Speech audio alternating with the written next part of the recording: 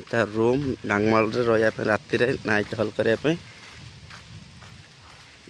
ବୋଟ୍ରେ ଆସିକି ଏଇ ଜାଗାରେ ଗାଂମାଳରେ ରହିବେ ଟୋଟାଲ୍ କଭର୍ କରିକି ରାତିରେ ରହିକି କାଲି ବ୍ରେକଫାଷ୍ଟ କରିକି ଚେକଆଉଟ୍ କରିବେ 10ଟା ବେଳେ ଟୋଟାଲ୍ ଭିତରୁ ନେଇକି କଭର୍ କରିଦେବେ।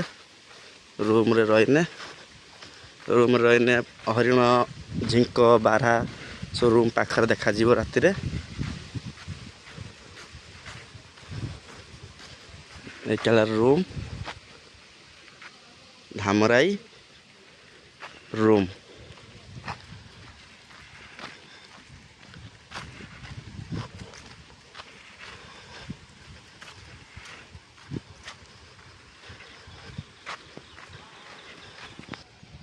ଏଇଟା ଆଜ୍ଞା ରୁମ୍ ଅଛି। ଏ ରୁମ୍ ନୂଆ ତିଆରି ହେଇଛି ରୁମ୍ଟା। ଏଇଟା ହେଲା ଆମର ଗାଂମାଳ ଭିତରନିକା ରୋଡ଼ ଗାଂମାଳ ରୋଡ଼ ନଈ ପାଖକୁ ଯିବା ରାସ୍ତା।